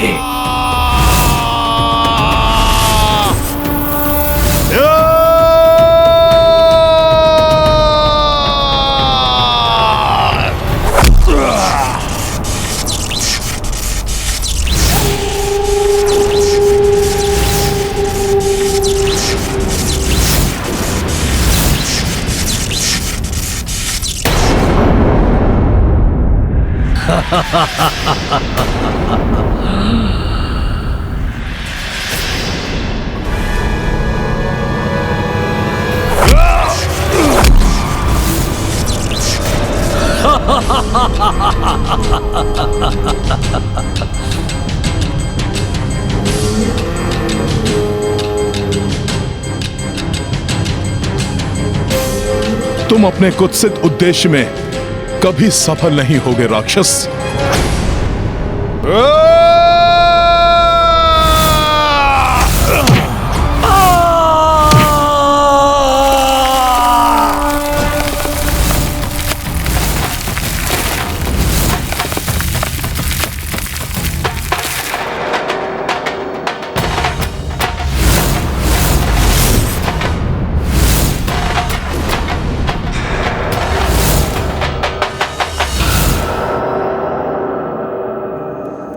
अब इसे उलझा कर रखने के लिए मुझे कोई दूसरा उपाय सोचना होगा।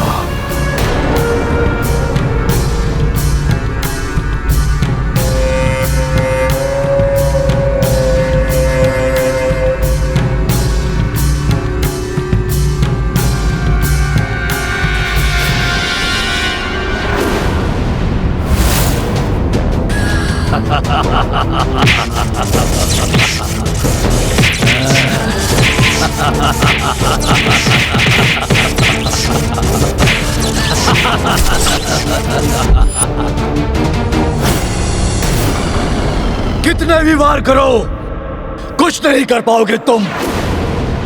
मेरा कवच मेरी रक्षा करता रहेगा।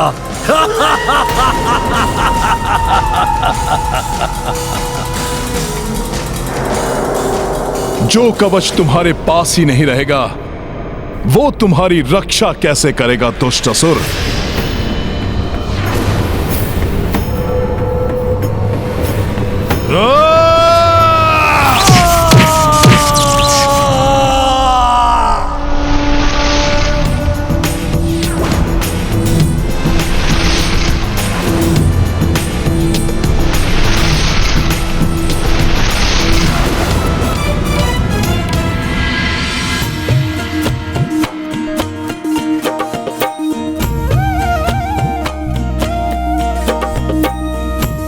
हे काग, ये काग बलि पिंड मैं आपको प्रस्तुत करता हूं। कृपया करके इसे स्वीकार कीजिए।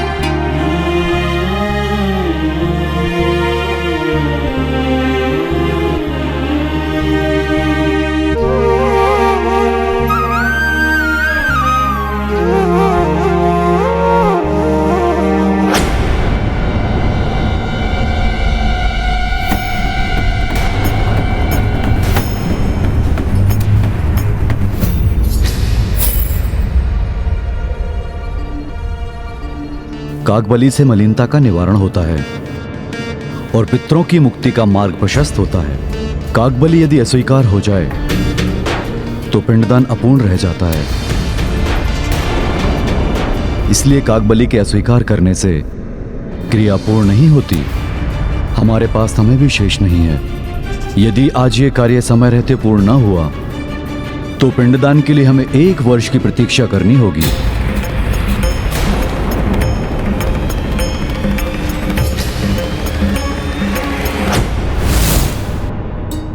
जयंत, तुम अपने कृत्य पर लज्जित हो और तुमने क्षमा याचना भी की है।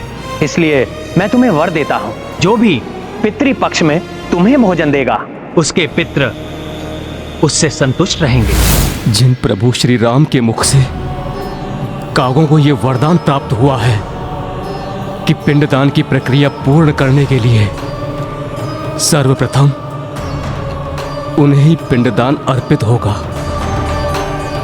आज मायावी राक्षसी सोच के प्रभाव में आकर ये उन्हीं प्रभु का निरादर कर रहे हैं।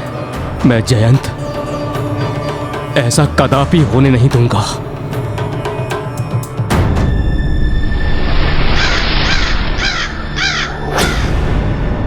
तुमने धर्म को अत्यंत ही दुर्बल समझ लिया है असुर। तुम कितनी भी चेष्टा कर लो असुर, धर्म को विफल करना इतना सरल नहीं है। धर्म अपने पंख फैलाकर जहां आवश्यकता होती है वहां स्वतः पहुंच जाता है। ये काग रूप धारण कर कौन चला आ रहा है यहां? रोको उसे।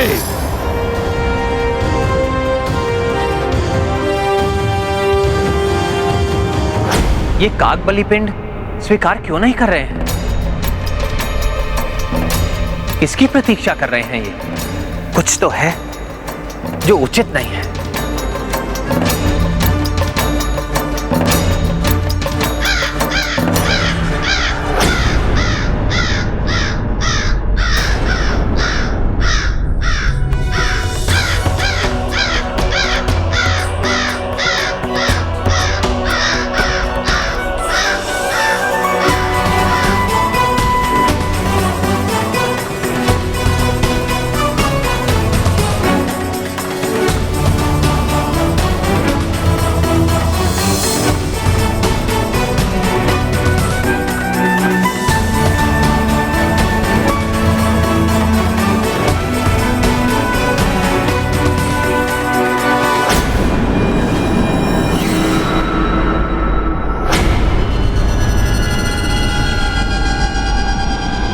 कितने आनंद की बात है ना हनुमान कि तुम हो तो बहुत बलवान, किंतु मैं भी कम नहीं।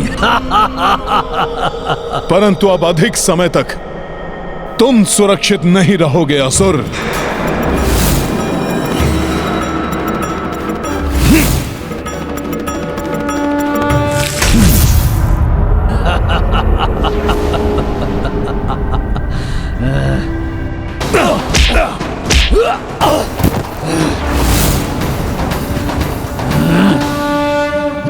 बहुत हुआ वानर, मैं तुम्हारे युद्ध कौशल से बहुत प्रभावित हुआ, परंतु अब तुम मेरी क्षमता देखो। या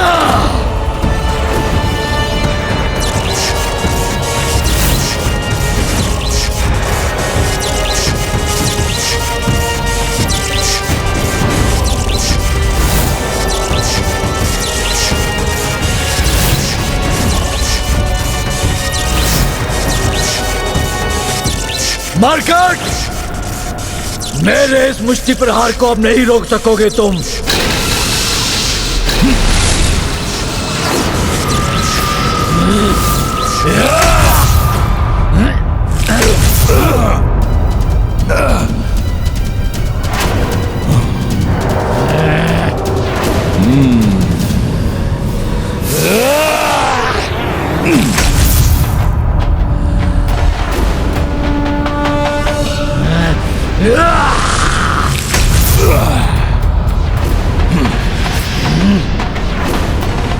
कुछ भी हो जाए, मैं इसे यहां से सुरक्षित नहीं जाने दे सकता।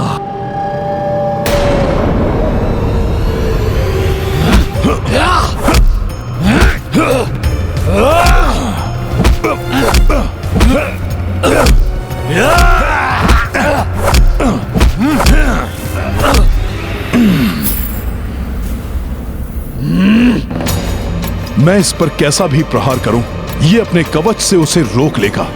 मुझे इसे किसी युक्ति से ही मिटाना होगा।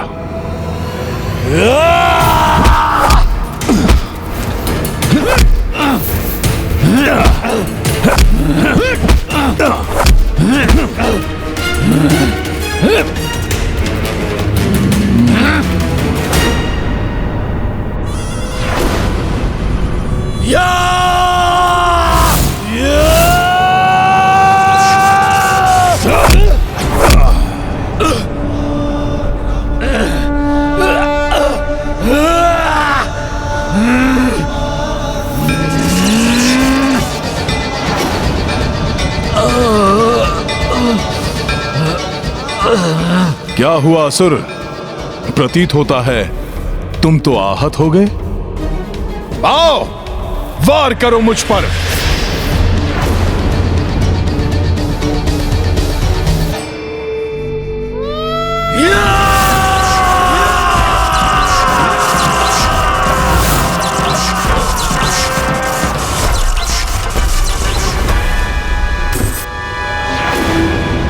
मरकट, मैं तुम्हें ऐसा आघात दूंगा जो तुम सोच भी नहीं सकते।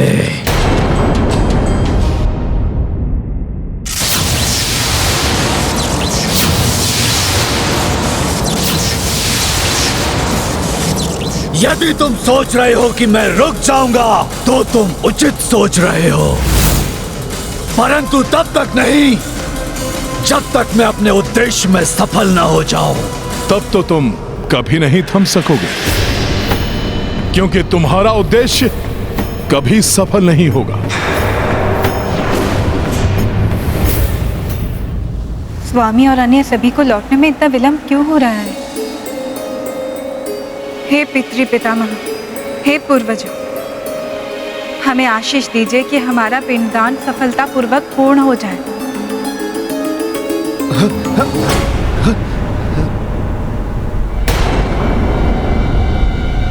ये कैसा भूकंपन?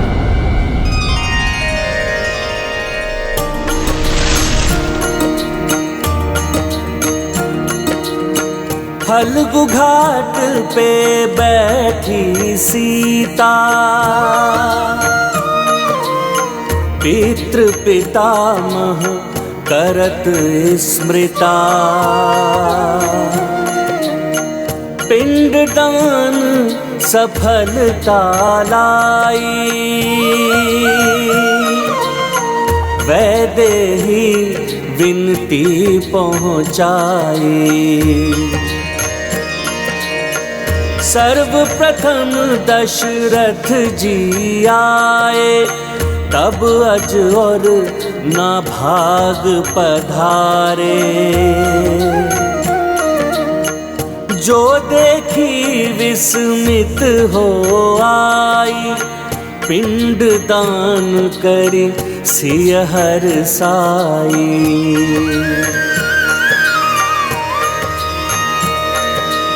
प्रतीत होता है हमारे पूर्वजों ने हमारी पूजा और पिंडदान को स्वीकार कर लिया है, इसलिए स्वामी के लौटने से पूर्व ही विष्णुपाद पूजा की तैयारी कर लेनी चाहिए।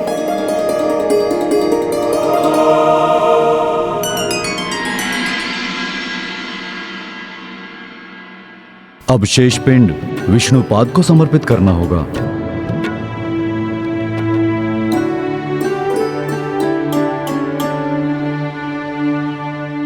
विष्णुपाद पूजा पूर्ण हुए बिना पिंडदान संपन्न नहीं होगा। उसमें व्यवधान डालकर हम अपना कार्य पूर्ण कर लेंगे।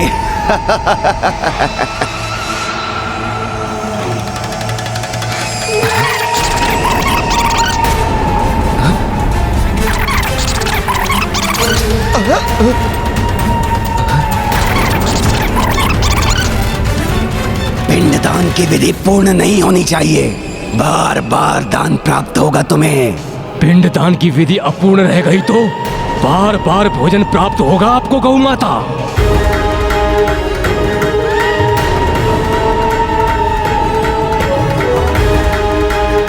जिन प्रभु श्री राम के दर्शन सुख का लाभ उठाने आप यहाँ खड़ी हैं, पिंडदान असफल हुआ तो पुनः प्राप्त हो सकेंगे उनके दर्शन। तब मन भरकर उनके दर्शन कर सकेंगी आप। मेरी चतुराई से तुम अनभिज्ञ हो मरकट, वो भारी पड़ेगी तुम पर। तुम सोचते रह जाओगे कि तुमने मुझे रोक लिया है और मेरा कार्य तो पूर्ण हो चुका होगा। कोई हानि नहीं पहुंचा सकते तुम मुझे। या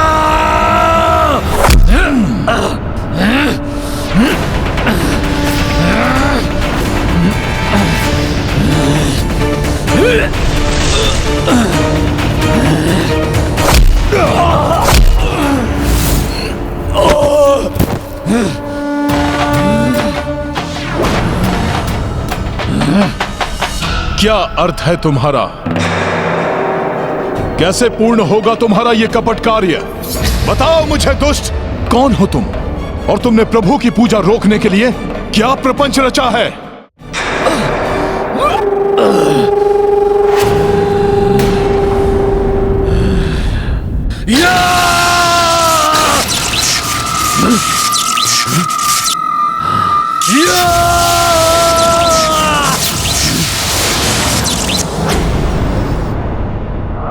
ये कैसे संभव है? जिस प्रकार तुम अपनी शक्ति को पुनर्जागृत करने में असफल हो रहे हो, उसी प्रकार तुम अपने उद्देश्य में भी कभी सफल नहीं हो सकोगे।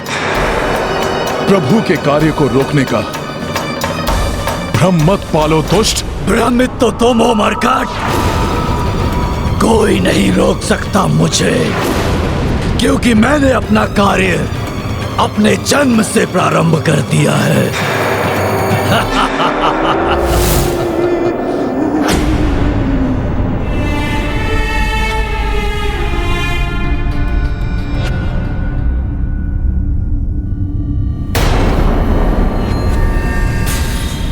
कैसा अनर्थ है ये? यहां से पिंड कहां गए?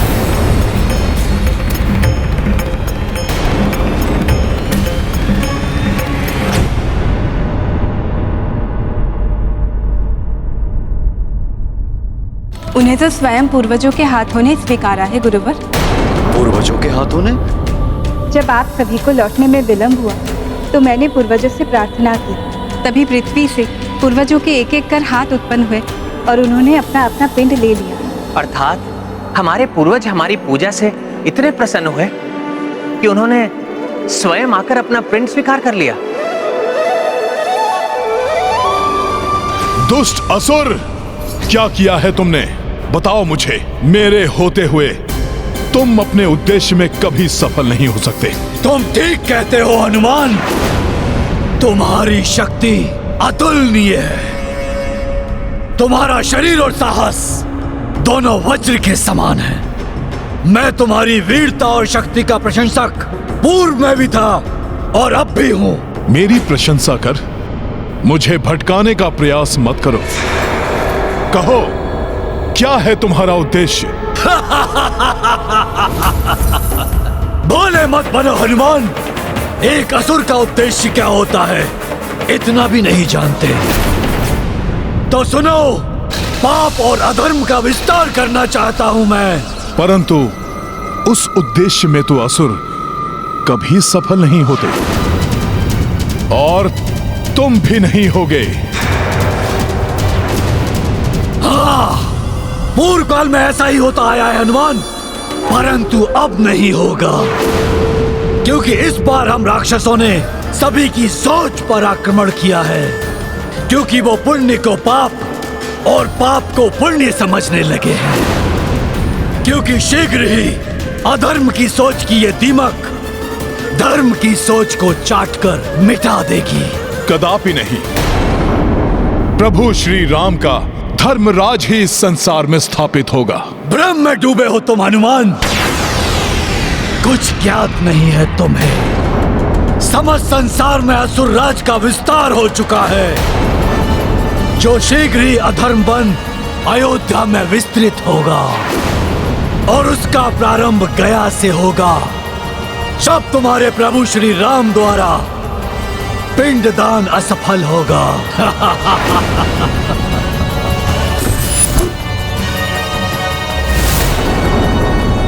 किंतु मैंने तो ऐसा कुछ नहीं देखा। पता नहीं माता क्या कह रही हैं।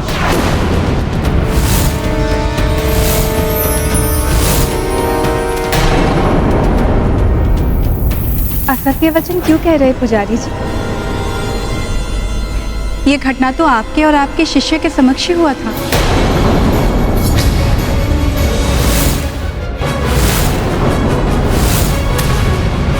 आप ही नहीं, गौ माता भी उपस्थित थी।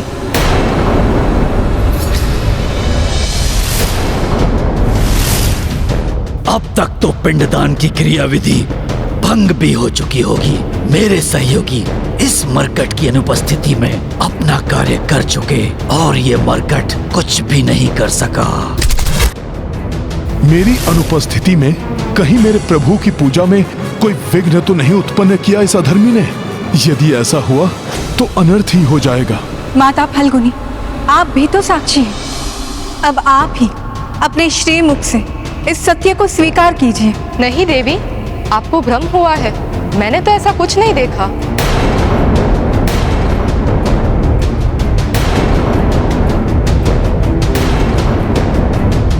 क्या हुआ है आप सभी को? आप सब इस सत्य को स्वीकार क्यों नहीं कर रहे?